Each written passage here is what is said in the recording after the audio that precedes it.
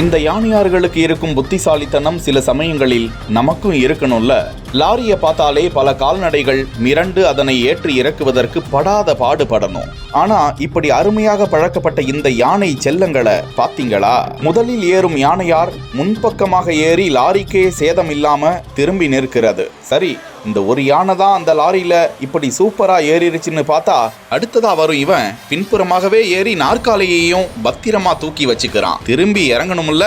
இதனை பார்க்கும் வலைதளவாசிகள், நீங்க மனுஷங்களையே பீட் பண்ணிட்டீங்க போங்க என பல கருத்துக்களை பதிவிட்டு வருகிறார்கள்.